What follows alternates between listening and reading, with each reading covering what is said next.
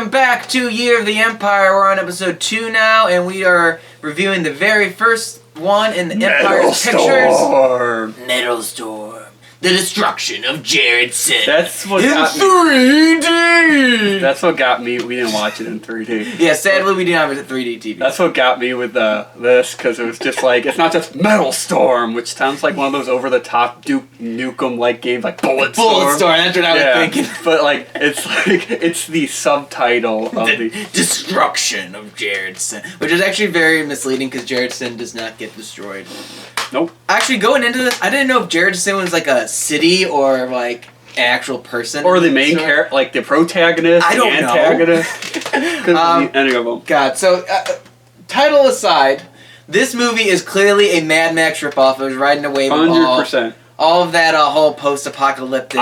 If you ask me after watching cars. it, though, it's Mad Max with a little dash of Star Wars, a little dash of Flash Gordon. Flash Gordon came out, like, if you watch it, you will see the comparison with Flash Gordon. There's a lot of Flash Gordon. Just a lot smaller budget. Yeah, and a sword and planet, sword and sorcery kind of put in there, too. There's a time when the guy is like, I don't know if it's a dream sequence, but he's shirtless and he has a battle axe and he just hits a tree and it starts bleeding and then no one ever talks about it again. And he had a shirt on, then he goes into this, like, weird realm and he's glistening. Shirtless and glistening. It's a very unimportant scene that we're talking about. I don't know why we're starting our review as this. It just kind of like, I'm just like, I remember I'm like, what just happened? Why is he shirtless? Why is he moist? Very moist man. Alright, so anyways. Anywho's. I'm going to try to sum up this movie. The main character's name is Dogen, I believe. Dogen or something along those lines. Dogen or... And he is a ranger in this post-apocalyptic world. What that means? Don't know what a ranger is. Don't know what it sounds cool. Like, you know, like governing bodying is. A lot of these science fiction and fantasy, it's like I'm a ranger. I'm a good guy that plays by my own rules. It's kind of like that. Something along those lines. And apparently, this guy named Jared-Syn, who now has the power of these like dark crystals that can take people's souls. They didn't explain those like 100%. No, they did not. Oh my god! A lot of crystals in this movie. Right there. And he is inciting a holy war between the humans and the Cyclopeans. They're Cyclops, which is kind of cool because like half their face is not like a weird. We actually watched the bonus features and like a 20-minute little thing about it. It was 40 minutes. Oh, was it 40? It was a 40-minute bonus feature. But like they wanted Cyclops, but they didn't want to do the classic like one-eyed Cyclops, so they had to figure out a way to just put like messed up face on one side, and so it's like they're born with these burst effects that make it only have one eye. Anyways, this guy starts this holy war with the crystals, and he's trying to get all these souls to power up this giant crystal to do, I don't know. Pretty generic. Yeah, it is very Could have been a sci-fi or fantasy doing this. And, like, he doesn't really get enough screen time to really know what he's all about, because... There was a girl at the beginning of the movie, and then, like, she disappeared. Played by Kelly Preston, who is a famous actress that died in 2020, sadly. And she, like, the main character meets up with her, and then she gets kidnapped by Jared-Syn, and then, like, 40 minutes go by, and then she pops up again with Jared-Syn, like, oh yeah, they're in this movie. I honestly forgot she was in the movie. However, he gets another sidekick about halfway through, played by Tim Thomerson, who is the guy who played in Dollman that we've already reviewed, Brick Bardo, and then he also plays again in Trancers that we'll review, and he is, like, the coolest guy ever. He's a discount Harrison Ford, in the best sense of the word. His character is definitely the best. It's kind of the comedic relief. He basically plays Han Solo in the story. The main character meets him in like a cantina, in a space cantina. If that doesn't tell you what they were going for in it, it's bad. I mean, it's a low budget though. Clearly, they didn't have a Star Wars budget or a Road Warrior and Mad Max budget, but from what they were given, they actually accomplished quite a bit. There were scenes that were like pretty engaging. The effects were good. So many things blow up, and everything blows up. Everything blows up. There were some like creature effects too that were pretty decent. Like not the best that we've seen from Charles Band, but definitely like it was a watchable movie. I'd watch it again. Yeah, and I think that's the best thing about this movie is that I am biased. I do like these like old sci-fi B-C like movies. Space Hunter, Adventures in the Forbidden Zone. Like I like stuff like that, Forbidden Planet, that type of. I mean, I think this is more of a C movie when it comes to... It's not a B movie. I don't think it's like... to be fair, it's probably as good as most B movies. Mm-hmm. It probably just did... It came out like... If the budget was as much as the other B movies... It also came out a lot later than a lot of B movies that you think of when it comes to science fiction came out. A lot of those were like... The heyday was over by the 80s. Then there was like a resurgence of sci-fi B movies around this time, actually. Thanks to the Road Warrior. And then you stop seeing them in the 90s again. But like... It kind of fits into that resurgence of B-movie sci-fi stuff where it's just like it mashes what was big at the time together. So that's why we said like it's a Star Wars meets Mad Max. It's more Mad Max, but it's those. And then you got obviously Flash Gordon with their little flying bikes. Yeah, and it's composited really badly and it's very fuzzy and like it. Which not. The optical effects aren't too good. No. The creature effects are okay, and then the special effects like explosions and stuff like that, that's pretty good. Mm-hmm. It's a fun movie to watch. I don't think it ever like really has any like slow moments. Like it kind of keeps the momentum going. It is also 84 minutes, and they were talking about it had like ridiculously long opening and ending credits. Mm-hmm. And it's really just a padded runtime. Like it might have been like barely 70 minutes or something like that of actual footage. Yeah. Which, it was fast and furious and not too bad. One interesting thing, again, we mentioned how this movie is in 3D. Charles Band had made a 3D movie before called Parasite before Empire Pictures was founded. It's a decent B movie monster flick. Not like anything to write home about, but it was in 3D. So he wanted to do another 3D movie. And they got picked up by, I believe, Universal, because Jaws 3D was coming out right at that same time. I've never... Is that supposed to be bad? We saw Jaws 3D. Do we watch it in 3D? No. I don't want to watch it in 3D. It is just I haven't watched those awful. Since like early high school. I need to rewatch them. There's a reason for that. Yeah. And anyways, what happened was the studio was like, okay, we just outfitted a bunch of these theaters and whatnot to play our big movie. Play Jaws 3D. So they're like, okay, let's put stuff out to hype it up. And this actually came out after. What they were thinking was we just had all of these theaters put in these like 3D capable stuff. So how about we then keep on putting out movies to make it relevant, and we can just slip it right in there without having to do all this extra money and funding that they had to do for Jaws 3D. And then when Jaws 3D was coming out, they also had a trailer in 3D for Metalstorm that apparently was the first ever 3D trailer. When at Jaws they had this? Yeah, so this was played before Jaws. I didn't catch that. I can see why they're probably like, we spent all this money and then...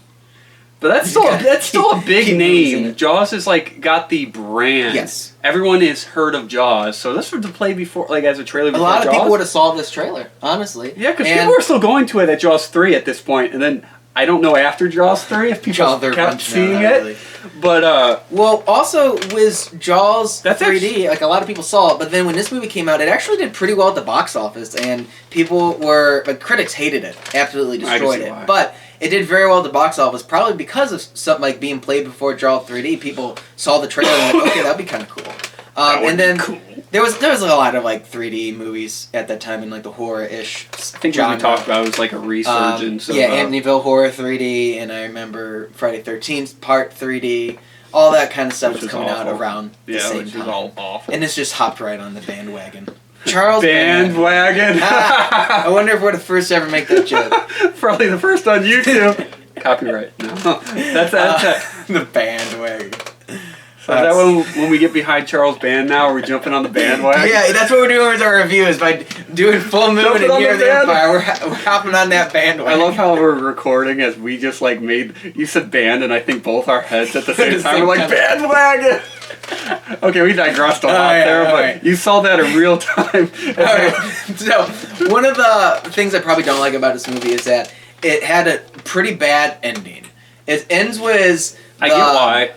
I understand why, but it's still pretty bad. So I wouldn't have done this. Speeder bikes chase each other, and then Jared-Syn uses his crystals to go into like this weird triangle Pink Floyd light show kind of dimension. That's the best way to describe that. And with no context, really. Yeah. I just remember it happened. I'm like, what? And then he disappeared, and then like the other guy is just left, like the main character Dogen's looking around, and like so that's he was exactly confused what too. I was like, what's going on? He apparently went to another dimension, and they planned on making this a trilogy, and it never happened. I would love to see a sequel to this. Never going to. No, they said it was going to be like giant robots, is what they wanted, and Robot Jocks, which is going to be one of the last movies we review, is kind of that. Spiritual sequel. I doubt this is really a sequel in any plot elements, but it does kind of have the elements that Charles Band wanted. Some other things of note that I've noticed was one of the characters in this just looked like that comic character Deathlock. It did. It was kind of cool because he had the actor was an amputee, so they really went off that. Like the guy has like, I think I amputated up to here, and then he has like a robot arm that he puts up, and it actually might be at the shoulder. Yeah, and then it telescopes out, which was kind of cool. Yeah, because his arm would have, if he actually had to have been like this, and there's no way they could have hit it. Yeah, I was curious. In that costume, so it was interesting. Yeah, definitely was cool. And then also going along with that, the practical effects were good. You know, the makeup effects for it. Makeup was really nice. Those effects were good, like the CGI, but. Everything. And it was also early days of CGI, so I get it. So when we were watching this, it's kind of like a Star Wars-like thing, but we were mentioning how it's kind of similar to like the Ewoks TV movies, more so than like A New Hope and Empire Strikes Back. It just had this like low-rent vibe to it. So it's basically like a C-level Star Wars ripoff. That also happens to have a character that looks just like Mad Max. Not necessarily. Oh, just like Mad Max. Leather jacket, big jack-like boots, tight pants. Like I don't think they were leather, but they might have been. Like it was. I mean, it was Mad Max. He was Mad Max. It was exactly. Yeah, Mad Max, not even in space, but it definitely had the Star Wars vibe. So, I don't know if there's much more to say about this movie. I don't want to say it's definitely not a bad movie. No, I enjoyed it. It was enjoyable. I'd watch it again. I can see, like, a lot of, like, typical people, like, if you get together and, like, was drinking with some friends. Oh, it'd be great. It would actually be and that's where a lot of, like, I think probably Empire's going to fit in, just like Puppet Masters, or, like, New Moon. It's just like, is it New Moon? Full Moon. Full Moon. I said Blue Moon, then I said New Moon. Blue Moon. But, one day we'll figure it out. Both of those are like, you get together with people and watch them, they're fun. Now, I will say, Full Moon is very low rent. This, on the other hand, if this is like what is like one of the worst from Empire Pictures, if this is also like what they're like on the low budget side, it's actually pretty good. It was good. I'd watch it. It's more, 100% it felt more cinematic than almost any Full Moon movie I've ever seen. Yeah, I enjoyed it. I'd watch it. If there was a sequel, I definitely would be watching the sequel. I liked it. It was in movie theaters. Like, it's a good start. Yes. I'll give it that. Yeah, you know what? We'll see where it goes from here. I mean, Puppet Master was a good start to the other one. We saw how that went. Yeah. So it can get bad fast. There's some ups, there's some downs, but I enjoyed it. I'd watch it again, and like, maybe I won't watch it again like this year. But most movies I watch, it's going to be over a year until I watch it again, unless it's like one of my favorite movies that I will watch over and over. Yeah, but it was good. This is kind of like a lost classic B movie. Like if you like sci-fi, like B movies, it's a good movie. I'd recommend it for you. If you don't, you're just a normal moviegoer, then you're probably not watching these anyway. You're not gonna like it. But I don't think it was made for people like that. It was made more for the people that like, because they weren't trying to be an A-level movie, obviously. This is more for the people that like the sci-fi fantasy like genre, and it does like B, C movie of that. I'd recommend it if you like that. You know what? If you're watching this review, watch the movie. I give it a thumbs up. I'll even give it like a kind of a half. You know what? That's not bad. There we go. There's a lot of movies. Metalstorm. There's a lot of movies in theaters that wouldn't even get that from me. So I've probably seen movies in the last 2 years in theaters that, most of which sucked. Yeah, I'd probably be like, no, that was not good. No, when you go into it expecting what we got, it didn't disappoint. It actually was all. It was for what I expected. It didn't disappoint, which is good. All right, so we'll go ahead and end that there of us talking about how this movie was good. It was good. I'm excited now. Tune in next month, and we'll review the next one in this Empire Pictures box set, and it's already off to a good start. Yeah.